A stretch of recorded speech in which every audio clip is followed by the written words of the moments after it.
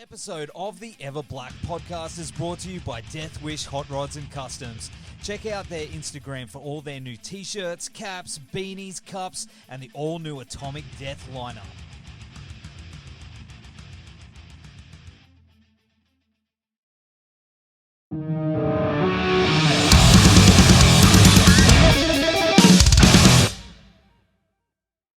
That's it. Yeah. So, how you guys going? All right? Yeah, going really well. So obviously I'm Elliot, that's Ben that just joined. Hello. He's one of the guitarists, and Sam's the singer, obviously. Hello. How you going? And hey, I love what you guys do. I think it's fucking awesome. Oh, thank you. Thank you, man. Appreciate it. Yeah. Yeah. We try pretty hard to make something that's entertaining. So yeah. And it is because I just saw you you played with some little band called Kiss. Yeah, that was fucking crazy. Yeah, a few mates showed up. Yeah, a couple. That was actually, I mean, definitely for sure the biggest gig we've ever played in our lives. But just to be playing, I mean, allegedly their last show ever in Sydney, but if it is, that's pretty crazy that we opened for them on their last ever show in Sydney. That's wild. Insane. I'm seeing him this weekend up here on the Gold Coast. Oh, yeah. Oh, yeah, true. Yeah. Are you up there, right? Yeah. So Mate, it's like a crazy show. It's so sick. Man, how was it being backstage, knowing that like the boys were there, and it's a massive piece of history, Oh, but literally. Yeah. What about It you? felt like a movie the whole day. Was it like Detroit Rock City? You guys seen that movie? Yeah. Got like the little people walking around, and there's a big fountain, and there's Oh mate, it totally felt like exactly what Benny said. It totally felt like a movie the whole day. But they were super like generous, I thought. Like they didn't have to come out and see us at all, really, or talk to us or anything, and they were fairly generous in the time that they gave us. Like Sam ended up getting like fucking belted after the gig, and was just like having a chat with all four of them backstage while we were all like out getting photos with the crowd and stuff. Sam was just like taking it easy, having a chat. You got to do what you got to do. Yeah, exactly. I was laying down the groundwork out back. Oh, mate. See, I've heard that about those dudes. Like if it's not the big like they're actually pretty cool dudes. Yeah, definitely. Yeah, that's awesome. Oh, that's awesome. And I mean, obviously, the old saying, when you're nervous, just picture everyone in their underwear, but it's kind of the reverse for you. Mate, I didn't actually. Yeah. Well, they don't even need to picture it, mate. It's already there. Yeah, it's the best. Yeah. I mean, in terms of nerves, that was like, I thought we just felt really prepared going into it. So it was, at least I didn't feel any nerves really, just like really excited. And I didn't really even get myself excited until we were on stage playing, because it had been delayed for like 2 years. We found out like 2 years ago that we were going to be doing it. Oh, so wow. we're just like, until it's actually happening, it's not actually happening. So when we're on stage, I was like, wow, this is crazy. What about you, Sam and Ben? Like how Samuel, sorry, I should say. What do you prefer to call? I get too loose on this thing. You can call me Samuel, Samuel, Sammy, whatever you want. All right, sweet. But how'd you guys feel going out there as well? I mean, did you guys? I was pretty nervous the whole day, but then and I was like walking around the arena. I was like, holy shit, this is insane. And then I don't know, we did our sound check and it all sounded like really good, and I started getting really excited. I was like, fuck yeah, it's time to go. And I kind of G'd myself up, and I was like, all right, nothing to be nervous about. It's just another gig with a few thousand people. Couple of mates. How about you, Ben? Yeah. How was that for you? Yeah, I suppose all day, like we kept seeing, we walked into the arena and we saw the size of it, and every single stage of next thing we saw just got us more and more, so it got me more and more excited. So first we walked into the arena, then we see our logo up on the massive LED wall, and it's just crazy. And then like as soon as we got on stage, I was just like, oh, this is perfect. We have the room for 7 people to be on stage together and not trip over each other and run around like maniacs. And it was great. I felt really comfortable. Do you guys run the in-ears, or do you, is that, because I couldn't imagine doing a stage that size. Oh, no way. No way. And the show's fairly involved. Like outside of, they obviously didn't give us their entire floor package for lights, but which would have been nice, but probably too generous. But outside of that show, usually our show's fairly involved. It's got all the Ableton session running lights and everything like that as well. So it's usually we need it for that. But definitely I can't imagine having that just monitors for that. Ugh. Man. Also, we had stereo ears we only usually have mono ears, but we had stereo ears for the first time ever, and it was just like, oh my god, I can't believe we've been. It's honestly like hell. We went back to the mono ears over the weekend. It was like, what the hell is this? I'm heading that way. We're doing the. Oh, yeah. Yeah, it's just weird. You get, it's just that you get that little period where it's just everyone's here and you're not just yelling over each other. Yeah, it's so much better. It's so much better being on ears, 100%. I think I'll have to get used to it. But mate, you recently released your new single "I Am Vomit," and the response has been like awesome, especially from the mainstream audience, has been that it's a metal track. I mean, and that's super important for metal. You guys are taking it to the people out there that I guess wouldn't usually, get involved with that. Would you say that's something that's a mission statement for you guys?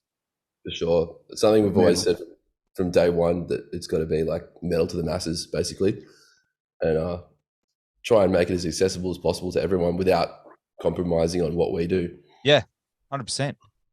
100%. I think I really, really like what you guys do. And I think that's, as I said, it's important to get the metal out to the people at these festivals and that Kiss show and everything like that. But, in regards to the song, it tells a tale in the press release. It said tale of hell beast made from vomit. I'm a Gwar fan, so this shit is like up my alley. Oh, cool. Yeah, man. Yeah. So, how's it tie into the whole concept of Battlesnake? Well, we approached writing this album as if it was like the Bible part 2. And I don't really know. Well, that's a good way. That's a good start. The Bible part 2 electric. Yeah. So, we sort of try to imagine if in 5,000 years these lyrics were discovered, that they would be a new religious text. Yeah. You imagine if that actually happened, eh? It's happened before. Mate, you just got to start like burying like your lyrics, and just, mate. That's how you start a cult. That's how you start a cult. Yeah. Yeah. There you go. That's cool. Battlesnake cult. Yeah. Fuck yeah. See? But everything's kind of in this world, like everything exists kind of the way that we think about it is that everything exists in the same world. Yeah. But it's just this, like this enormous planet or whatever. And there's different stories and eras happening on that planet that we're trying to tell the stories of. But it's never really like, I don't know, Sam, we just kind of come up with lyrics that make us laugh. A lot of the time, the writing process will just be finding a cool word, and then finding another cool word that rhymes with it, and just making the whole song up like that. And then we get to the end of it, and we're like, oh, it actually means this now. Yeah. Weird how it happens. It's weird how that happens. You know, like music has a way of telling. I don't come up with a title for a song until I get the feel for it. You know, I wait for it to tell me what it wants to. If that sounds weird, you know, you gotta wait. No, not at all. Mm. I mean, and it sounds kind of weird in our context, because it's not like we're writing Jude, you know. It's like we're writing these kind of funny songs, but it's still true for sure. Bible part 2.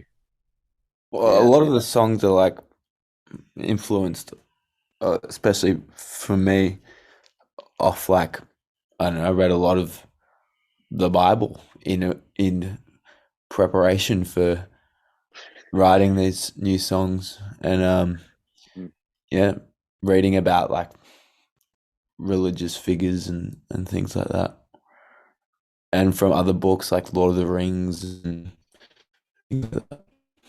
Video games, movies. Do you guys watch a lot of that stuff? Like, obviously, you can see I'm a 40-year-old virgin who's got kids here. So, so I you know, when it comes to, you know, Game of Thrones and Lord of the Rings and all that, is that what you guys sort of consume visually to influence the band? Yeah. Oh, look at that. He's got it right there. The 2 biggest ones that we've had in the past have been Lord of the Rings and Mad Max. Yeah, for sure. Yeah, mad. It's a good combo. It's the metal combo. Yeah, literally. It's anything that really develops a world, does a really good job of developing a really rich world, I think, is what we're inspired by. That's awesome. And you mentioned an album. You guys are working on an album at the moment? Yes. Well, that's that I'm the Vomit is the first single from our debut album. So sick. Yeah. What's it called? What's the album called? We don't know yet. Actually. Maybe I don't know. It might be. I'm not sure. We thought we'd landed on something. I don't know if we're sharing it. We're sharing it. It's not like we're fucking famous. We can definitely share it.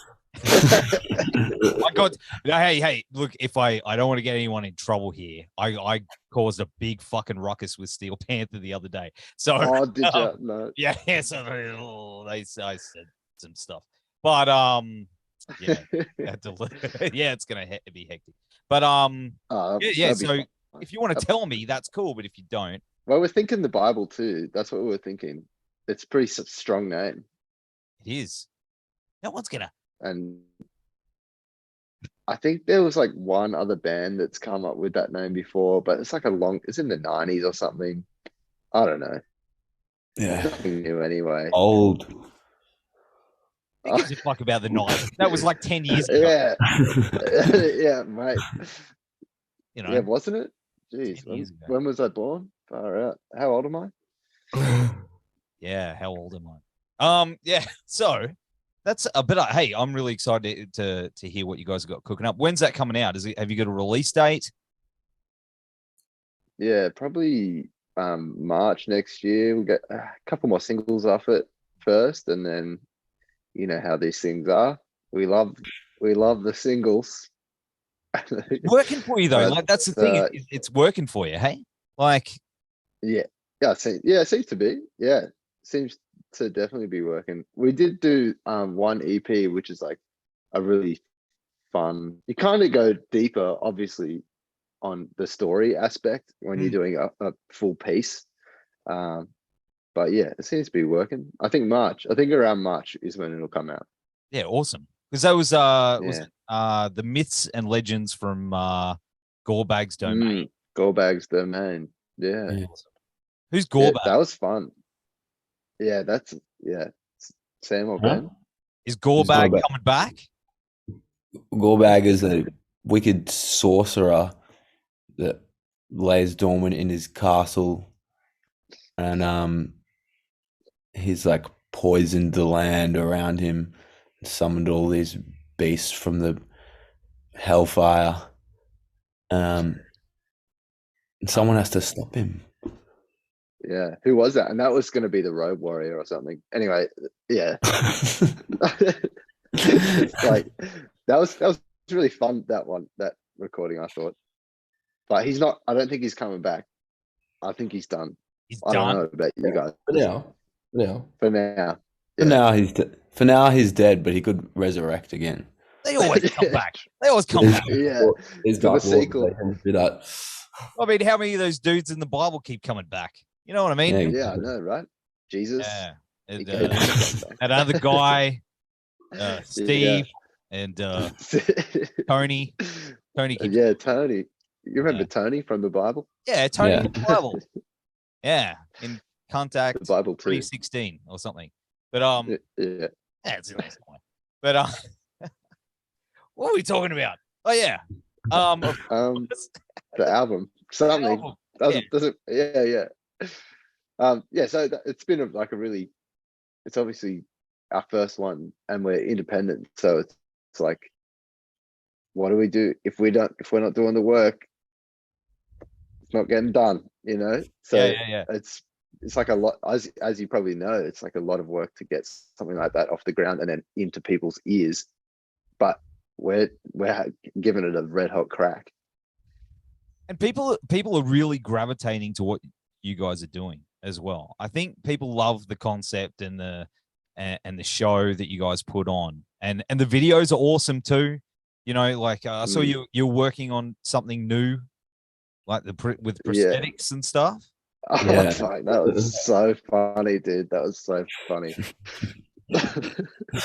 So, it's coming out soon. It was the music video for "I Am the Vomit," and Sam, like, we gave him like a prosthetic nose, and he looked like a goblin. He's like, everything is so DIY, but yeah. But interesting, you should say that. Yeah, It's gonna be the best worst music video ever. yeah.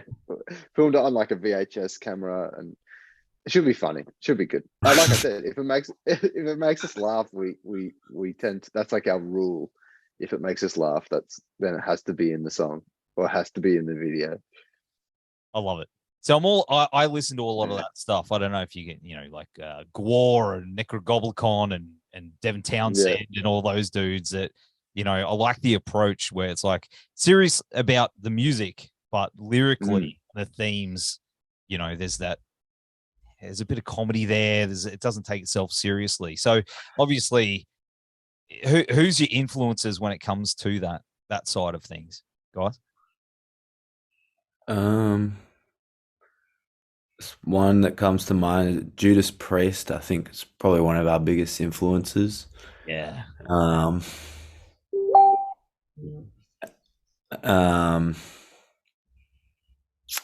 think there's probably a bit of Tenacious D in there as well. Who's that? Probably a bit of Tenacious D in there as well. Oh, of course. Yeah. Of course. I don't know, King Gizzard as well. That has a lot of that kind of world building thing going on as well. That's mad. And Led Zeppelin. Oh, yep. Also have that. It's like it's so ambiguous what they're trying to say, but like it has that like sense of, I don't know, this like otherworldly kind of lyrical content and music, and yeah, kind of like, yeah, it's almost religious. You guys want to expand on this? Obviously, you know, you're making the video now, but I mean, there's so many things you could take this. I mean, like your comic books or Netflix back their money truck up to your house, or Amazon, they've got enough fucking money. You know, is that something you guys are looking at doing? Like, I'd love to have a Battlesnake video game, and a Battlesnake movie, and Battlesnake comic books. And I want to make a Battlesnake animated TV show. Yeah, Hey, I'm all for it. And action figures. Action Oh, dude. Yeah. Dude, Okay. I don't know where to get them. I was looking up where I've been trying to find where to get them printed for so long. It's so expensive. Hmm. So if you've got any hookups on action figures, Maybe China. Yeah. I've had a look. You need I someone went to over there. do the design. Like I know there's if Mm. you go down the rabbit hole, there's dudes out there that, do the custom thing. I'm sure you can Yeah. find someone, then you get the design, then you go to China or Send something. it to some. Yeah. And then you can have your own, what about a play set? A whole play set? I've got my Snake Mountain here. If you had it, you got to expand. You got to have the whole thing. You got to have like the whole get up with the what would you have? What's the dream? We'd have all the characters, all the 7 members of the band, plus all of the things we sing about. So we'd have Gorebag, this giant Dark Lord, and we have the Thunder Scud, which is kind of this. Actually, the Atomic Plow and the Thunder Scud are the same thing. The Atomic Plow, a transformer. it's a transformer that changes from a tank thing with a catapult and Gatling guns into a fighter jet, and the fighter jet's the Thunder Scud. That's fucking crazy. And we have the Nightmare King. We have all of them. And you got to have the big HQ, back in the day. Tracy Island. Yeah. Yes. Yeah, Tracy Island. Yeah. Battlesnake Island. Yeah. Put me down pre-order. Yeah, buddy. Yeah, that's one. And we've got those we've printed the player cards and stuff, which people love. It's so cool. Like it's because it's pretty cheap. It's like, I don't know, the whole set is like $20 and you get not that you can even play a game with them, but they're like we have got stats and everything on the cards and they're holographic. It's mad. Really? I need to get my hands. Yeah. I haven't seen them. Oh, we'll send you some. Yeah. Well, you're going to be up on the Gold Coast, right? Just say your address right now on the podcast. Okay. We'll send you some.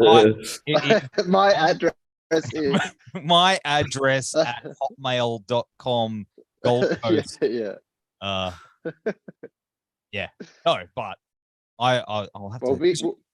Sorry. We'll be up in No, we'll be up in Goldie soon.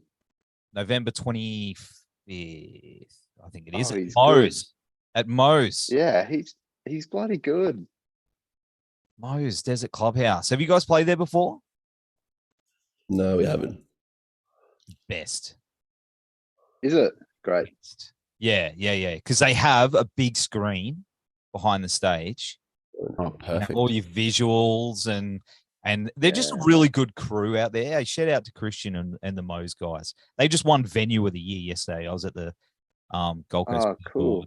Drinking all the beers and and they were just won Venue of the Year on the Gold Coast. So you're gonna have the best time. Like, mad.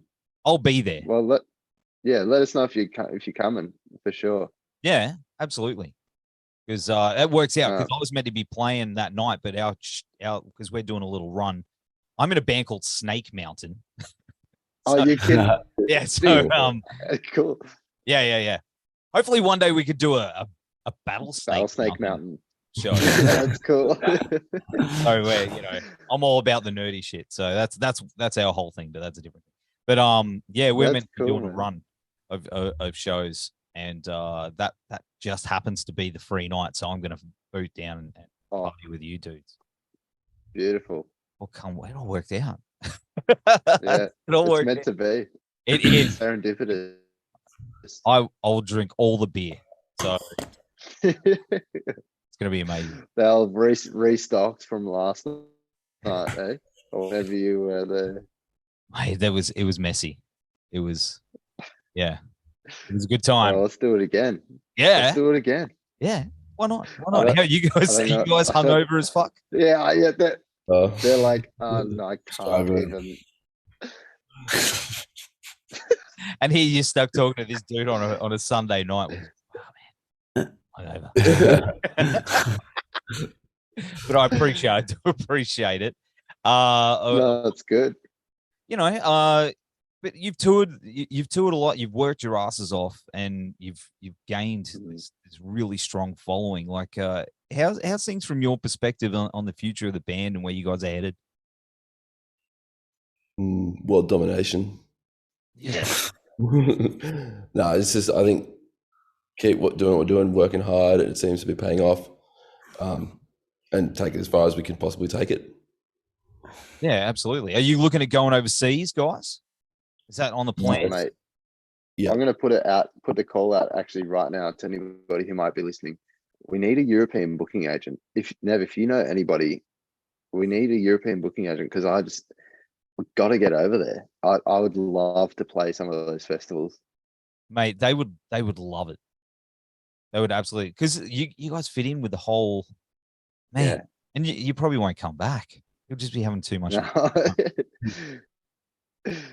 Well, we'll see. That's kind of the dream for me anyway, is to go. I think I would really love to make our style of music more popular in Australia, but I think that there's a ceiling here for I think that we'd have to get bigger overseas first and then come back, and then it will help with that, like bringing the popularity to the genre a little bit more, as opposed to just like trying to win over people. Like what's popular, I suppose, is what I'm trying to say. So if we're popular overseas, it's very, very attractive, I think. That's right. And yeah, people love it.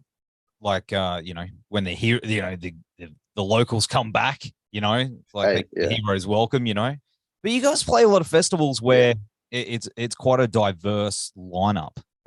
Like a lot of metal bands don't get that. Do you class yourself as metal? I guess so. One, eh? Yeah, I guess so. I think suppose we're more comfortable. I suppose more the way that we try to think of ourselves is kind of Ariana Grande with guitars and Do we? sometimes.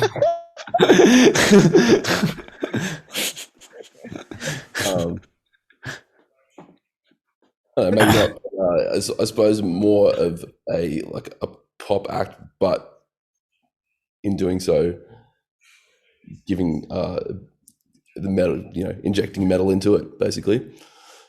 Yeah, it's the way to get the masses. It's the shine. We want to have like a bit of shine to the production value of the thing. Like we want the production value to be pretty high, and that is seen a lot in pop music. It's also seen a lot in like metal music, but I think there's obviously some great metal bands doing some pretty crazy stuff, but it's just generally, I don't know. Yeah, we're a fucking metal band. Yeah, definitely. There we go. Yeah. But I mean, as you said before, there's the ceiling, especially for metal bands seem to get sort of stuck here. You know what I mean? And you guys seem to be breaking that mold, which is really, really interesting. And I think that's going to open doors for a lot of other bands to follow as well. Because that'd be cool. Yeah, I guess I talk to a lot of metal bands. I listen to a lot of metal bands. This is what I do.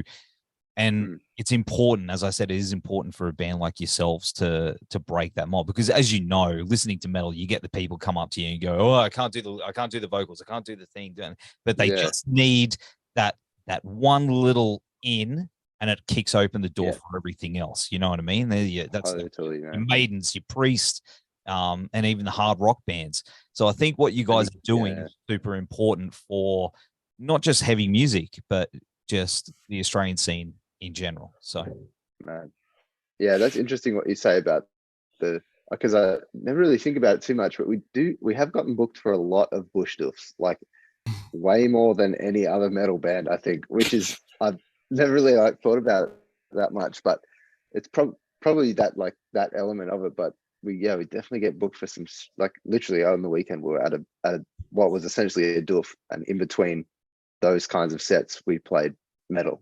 which is cool. It's crazy. Yeah. But How do they go? we don't How do play. We're not, mate. We're not invited to the metal festivals yet. We need the metal crew to let us. Well, I'll tell you what, man. I tell you what. I'm gonna book you one day. Put in a good word.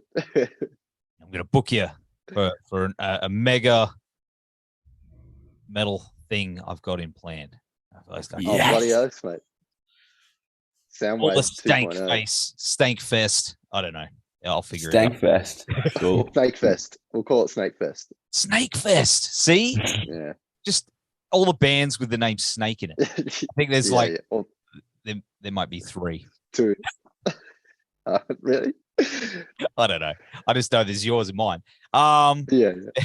But we'll get to that. We'll get to that. I'll email you. But but I mean, what else are you guys? You got this tour coming up, which looks like it's going to be a shit ton of fun. What else? What else is on the horizon, boys? And yeah, tour in November, album in March, and then another tour in probably April.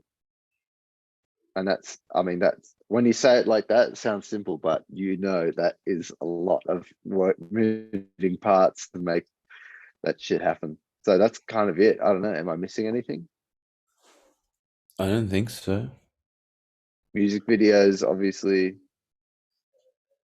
Yeah, and trying to get booked on a metal festival. Yeah. I'd Man. love to make some money off the band as well. What's Yeah. that? What's that word? What's that? Yeah, what is that, Sam? What does that mean? Oh. Yeah. Money. Oh yeah, that's right. That's where you do things and you get paid for doing Yeah. Yeah, exactly. instead of hey man, how about that invoice? Okay. Yeah. Sweet. Thank you. Yeah, isn't that a good thing? I think even when we're making a lot of money,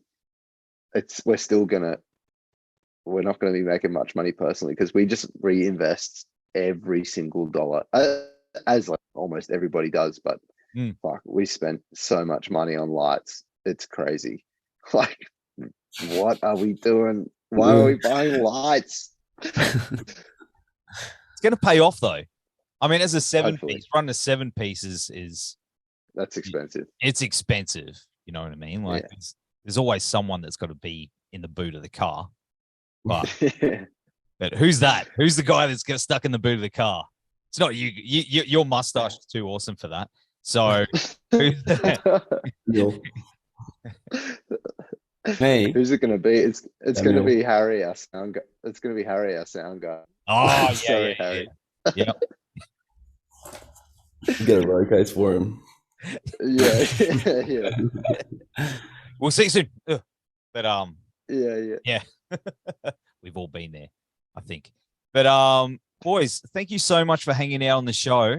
It's been really, really cool chatting with you, and I love everything you guys are doing, and I want to wish you all the best. And we'll see you up here at Mo's Desert Clubhouse, November 25th, I think. 25th, I think. Yeah. Yeah, but I'll have all the tour dates and all the links to down here in the show notes.